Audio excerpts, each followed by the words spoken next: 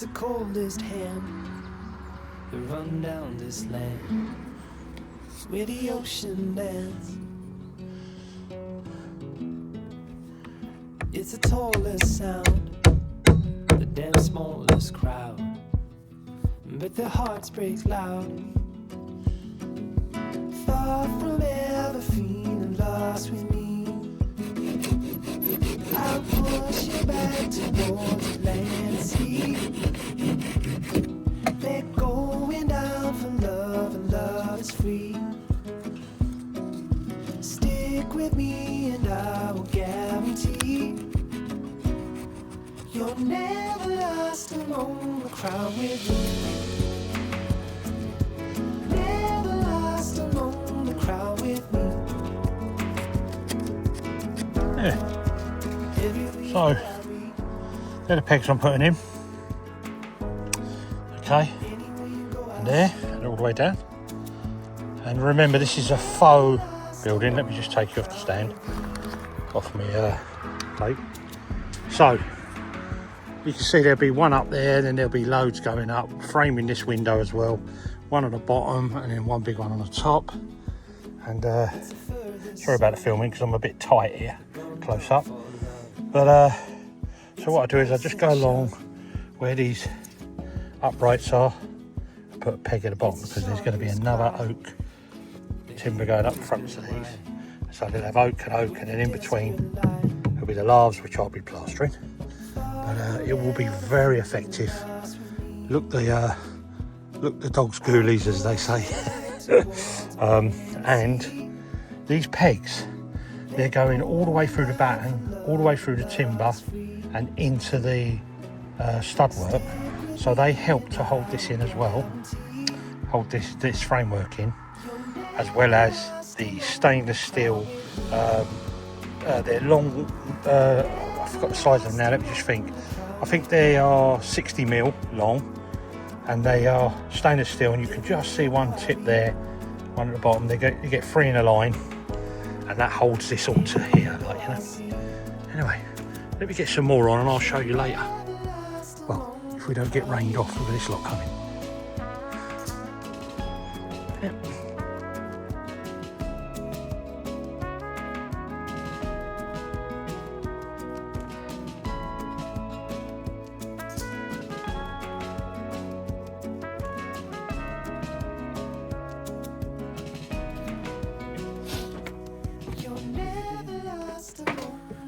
With me,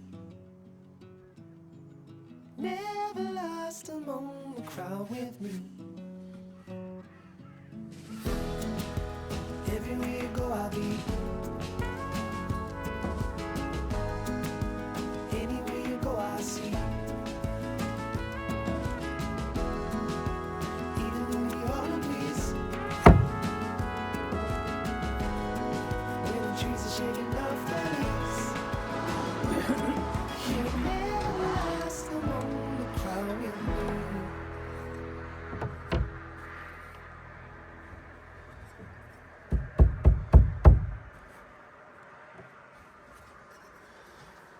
Really perfect.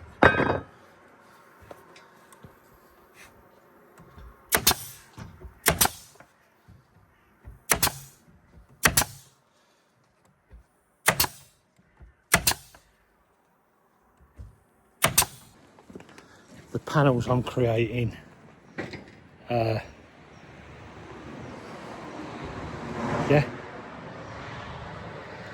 hope you can see that. So I'm going to turn you around in a second and bring you into some detail. And we've got a lovely, glorious sunny day today. Things are drying up. Temperatures have picked up as well. So I'm hoping to get this running of this framing work with the oak. And then I can strike this scaffold down and start on the other side. And if I can get that roof covered, I'll be so happy. You know, if there was 3 or 4 of us here, probably knock this out really quickly. Let me come down here and we'll get another perspective from here, so you can start to see the panel work. And inside that will be lime plastered with lime putty plaster, hair, and it'll come flush. Let me go in here a little way and show you. Actually, let me spin you around. Okay, then let me bring you in a little bit closer. So you can see the thickness of this framework, this oak. Okay, I've put the pegs in as well now. Just going to put a little bit of oil on them. And remember, the whole lot of this will get re-oiled again as well. That'll give it 3 coats. So the plaster work will come nearly flush with this. Okay, across here. It'll be nearly flush. And it matches what a lot of the houses around this area do. Whereas in the UK, we do that. Similar, I've seen it in different areas, but in Suffolk, I've seen it where it's flush. And then I've seen it where it's, you know, Norfolk and Suffolk, where it's sticking back here a little bit. And you've got this much projecting out or more. But anyway, tell what you think. So it's faux, remember, it's not real. But it's well secure, it'll be on there for a long time. And it's very effective. And it's going to make this building look really nice. And also that oak work there being oiled, I'm going to have a nice fascia on here. And I've put a little soffit under here. So it's a little soffit on here. It's only a 2x1 batten. That's why I've done it like this, because if you could check up their guttering, they keep them very close to the building. They don't push them out. And I'm doing the same here with the guttering and the overhang of the tile. And then there'll be a fascia board on here. But what it allows me to do then is drill little holes here and put these little caps that go in with a mesh on them, and that allows air ventilation through every one, and allows air ventilation to circulate over the roof and over the other side, as well as stop all the bees and little critters coming in to live. And yeah, I'm getting pleased with this, so I better crack on, because I've only got about another hour and a half of light. And I'm hoping to get this finished today. Okay, good day's work. Got this all on today, done all the peg work. As you can see, it's looking really nice. Can't wait to get the plaster on, but that won't be till the spring. But now what this allows me to do is take this scaffold down, like I said, and move around to the other side and repeat all this. That and that, everything on that side. And that's definitely going to really bring this building up, you know, bring it up to a better standard. And like I say, eventually this could become a gîte, you know, like a little its own self-contained 2-bedroom little house, really, semi if you like. But it's a workshop for now. And look how nice it goes in. I've got a nice big stone to put in here. And just finish that edge off. That was where the old building was. It was connected in there, and obviously when it collapsed, it pulled it out. But yeah, like these details. And the stone goes beautiful with the oak, and the fact that it's all like pinholed with woodworm, all treated, no woodworm in there now. It really gives it that authentic feel. And can you imagine when that's plastered and this is all the blue slate, or black slate, sorry, when it's all slated and coming down onto that, it just looked beautiful. And I'm going to make a box sash window to go in there, which will match them ones there. Sorry to move you so quick. So when I made these a few years ago, about 2 or 3 years ago, I think 3 years, yeah, I made them 6/6, which is the norm in England. You go to any village or town, you'll see these all over.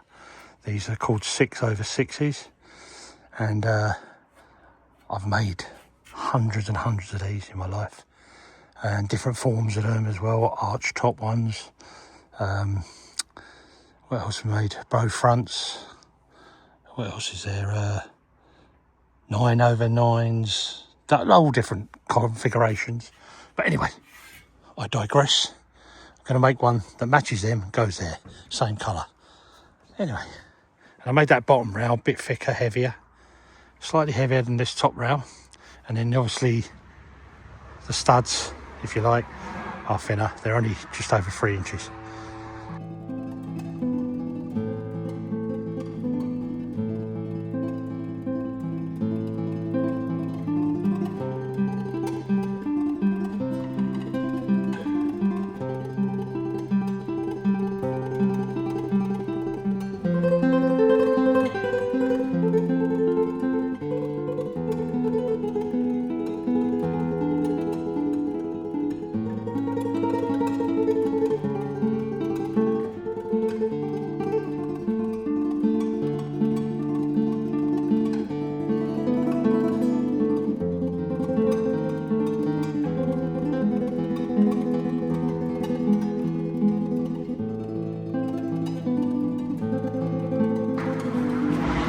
So what I'm just about to do now is put this brace in. So I've made up a piece of oak. If you can see, if you look down it maybe, you can see a curvature, top and bottom. The width of this is the same as the top, okay? And this is to make it look like this is being braced, this building, on the outside obviously, because we're trying to make it look like a Colombage. And then all I've done is spoke shaved all the edges, which I'll oil up after. But that make a nice addition to that. So I'll cut these out now, here. Then I'm going to fix all these in, glue and fix everything, this in, ready. And then I'll give you some photographs and we'll have a little explanation about the other side I've done as well.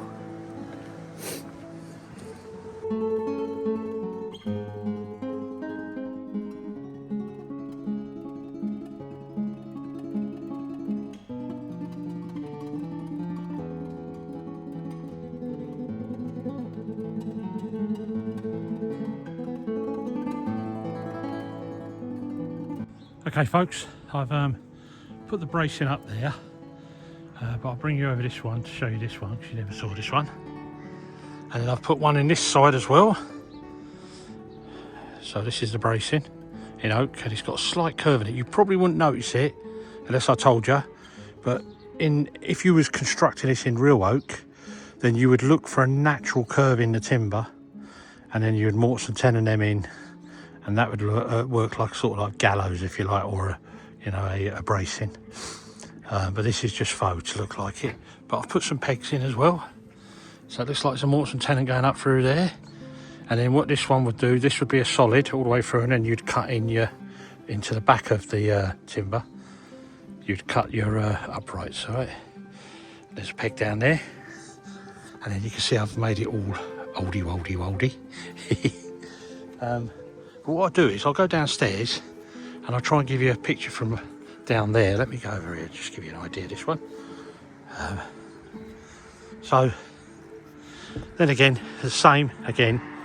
Okay, so let's get over here a bit, so a bit safe. Yeah, got nothing on the end of the scaffold, you see, I don't want to walk straight off it. But there again, look, so it shows like it's bracing. And when that lime gets put on there, lime plaster, lime puttied plaster, so it's a putty type plaster, or slate lime, the traditional way with hair in it. Yeah, that will look beautiful. Now my next job here is just to finish off that bottom piece there, and I'm pretty much finished here then. If I can get hold of some fascia, I might put a fascia board on, but if not, I can do it when I do the roof. It's not a problem, and it lets the air through the building anyway. But where am I going with this? Yeah, so the putty is going to be quite interesting for you guys when I do the line putty, because what I do is, for this type of job, it's a rendo, yeah? So what I'm going to be doing is in one of those big buckets down there, I'll be mixing up a mix of the sand, lime putty, no hair in it though, and I'll mix it up, and then I'm going to cover it with some Hessian. I'm pointing the wrong way, I'm looking that way and the camera's that way. So I'll be filling one of these up, say, with a mix. It'll be the sand and the lime putty, and then I'll mix it all up so it's really mixed well, and then I'll cover it with some Hessian or a dust sheet or something that can stop the air getting to it too much, and then I'll leave it there, and I'm going to leave it there for a few weeks, maybe 3 or 4 weeks. And what that does is it binds with the sand better. It won't go off because it can't carbonate, because there's no air getting to it hardly. There might be a little crust on the surface, but that's all. And then when it comes to the day of plastering, which is a very exciting time for me, I can't wait to do that. Then what I'll do is I will remix it again, but in the mixer, shovel it into the mixer, and then once it's mixing, I'll put some lime water with it, not just standard, but put lime water with it, and then I will put the hair in right at the end, because the lime will eat the hair while it's wet. when it dries, it won't. Anyway, I hope you enjoyed this little segment. Tell me what you think of this Colombage. So there we go, you can see it down here. I'll zoom in a little bit so you can get a better picture. You can see down the bottom under the scaffold the main timber. That would be the main timber. You've got one on the top, your braces and your ends. And it really does look the business, you know. And with the black slates on the roof, it will really take off then, and it will pull this building together lovely. That's what I like about this channel, and I hope you do and all. We are doing it ourselves. We literally are doing it ourselves. Yeah, we've got a couple of moaners and hate sayers, but you know, you get that in your videos, and you know, they don't have to watch. End of the day, if they're not happy, don't watch. If you're happy, give us a nice comment, be positive, be part of the community, and you know, if you even want to go a step further, join our members page. But anyway, guys, good luck again, once again. Tell me what you think. I'm going to make an Irish tea cake for myself and Budo, because we love to have a slice of this when we have a cup of tea.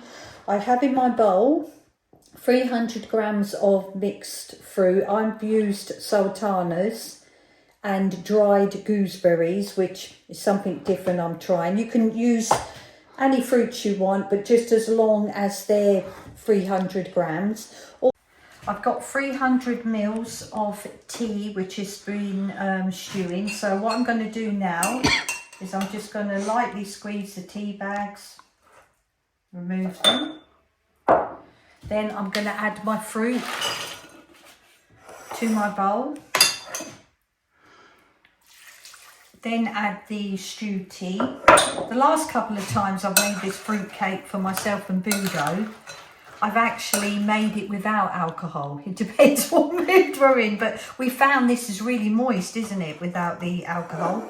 And what are you going to do with that? Soak that? So I'm just going to leave that now. That will soak overnight, and then you can join me tomorrow for the next part of making the Irish tea cake. My fruit now has been soaking in the tea overnight, and as you see, it's quite plump. There's fluid in there, but don't worry, because that will form the batter. In my bowl, I have 250 grams of plain flour, 200 grams of brown sugar, 2 teaspoons of baking powder, and 1 teaspoon of mixed spice. And in my bowl here, I have 2 eggs that have been beaten. And here I have my loaf tin, which has grease-proof paper. My oven is preheated to 170 degrees centigrade. So now I'm going to beat my 2 eggs, or mix it with the fruit mixture.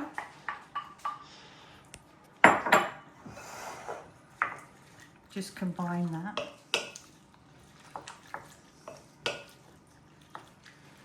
Okay, and then I'm going to add this to the dry ingredients. You should actually put either a coin or a ring in here. And if you put a ring, in a year's time, you're supposed to be married, because this is an Irish, well, there's all different ways you can make this, but this actually is an Irish tea cake. But myself and Budo have been together 40 odd years, so it's only going to be me and him that's going to find the ring or the coin. So now what I'm going to do, I'm going to just keep mixing till all the flour is combined into the wet mixture.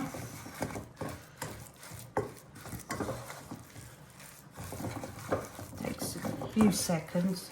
Okay, all the mixture is combined together.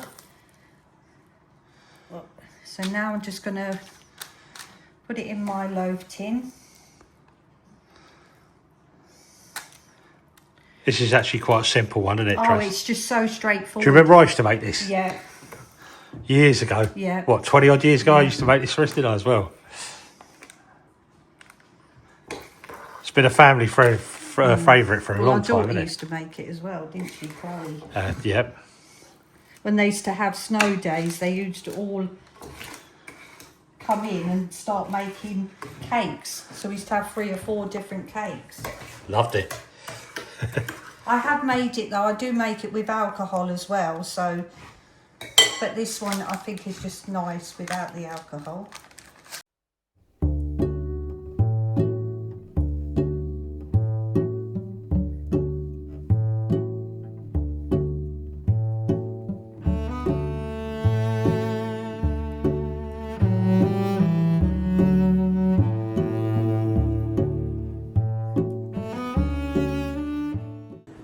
So welcome, we've got a nice clearish day, quite mild, and we're building a scaffold today. Yes, we are.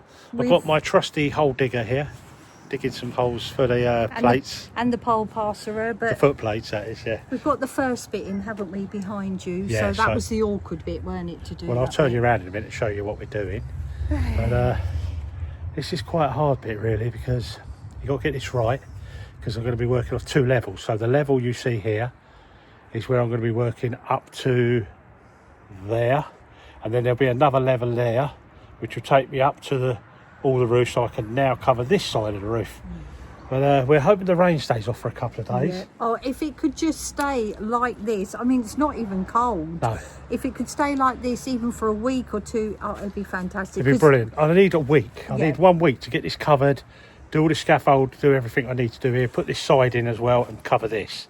But let's get back to it, eh, while we've got the weather with us. We haven't had a tea break yet, so Let me just turn you around and let you see what we've got up to so far. This is our objective. We want to get up here with the scaffold. So we've built this down here. We're going down a quite deep slope, around about 7 foot down from this top level down, okay? Or 6 foot, about 6 foot maybe. And just built that outside there. That platform won't be used. That's just the rigidity to hold it together. But we're going to go up now at this level all the way across, and then put boards in this level, then go up again and put boards up top. So we'll put the old time lapse on and see how we get on, hey Trey? Yeah. I think though, I don't think we got enough scaffold here. So I think I'm going to have to take the other part of the bottom half of the other scaffold round there, To build up. which I've already taken a bit down of it, haven't I? Yeah, so we'll do what we can till everything runs out, and then we'll have to go back round there, won't we? Yeah. You look nice against that tree Do I? with your pink hat you knitted the other night. It's from Spare Wool where I knitted my tank top. You know what I'm like. My brain is still... I'm on my next project. Do you know, like most women have a wardrobe for shoes and clothes? Tracy has a wardrobe just for hats and scarves and things she knits and handbags. Anyway, let's crack on.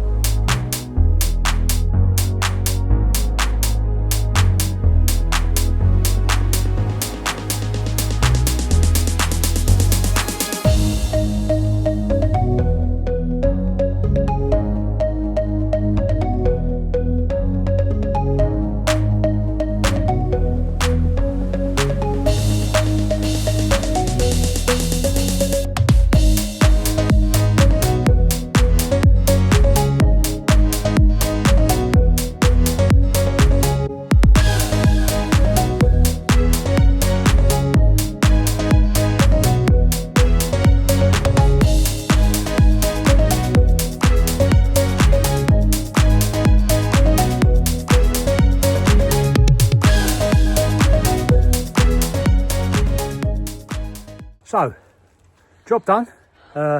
It's getting a bit late now and the fog's starting to settle in. and a little bit chilly as well, isn't it? So we're going to have our dinner, Gonna have some showers and relax. But I'll just show you quickly. Got all the scaffold up there, so you can see it's all done. And down there, down in the cellar bit, we call it that, it's all done. All the boards are at the top, the safety rails are on upstairs, and that now gives me a chance to go up and put the felt batten on, which I'll be starting hopefully tomorrow or next day, depends on the rain. And also, we both would like to say, if you would like to become a member of our channel, we have 3 separate tiers that you can join. On our members page on YouTube. And also, if you want to pop along to the GoFundMe as well, which they can do. Yeah, we've still got a GoFundMe running. And we want to thank all the people that donated to that. Thank you ever so much.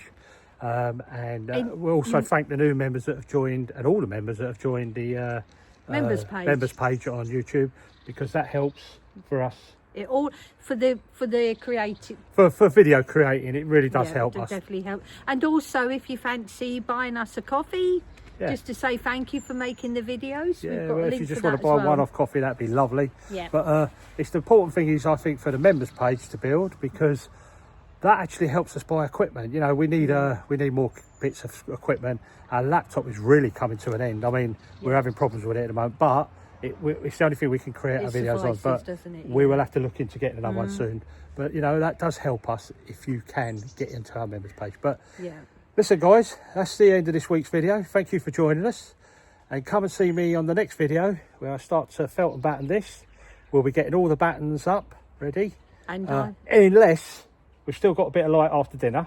Yeah, we might get them up today. It's only going to take half hour, isn't it, Trace? So and I'm hopefully going to jump back onto the pointing, because that's come to a standstill because the weather's been too cold. The stones have been absolutely saturated. So please just give us a break in the weather. It's the wrong time of year to be doing this anyway, January. But we have to do it, don't we? Anyway, guys, we'll see you on the next one. Take care. See you on the next one.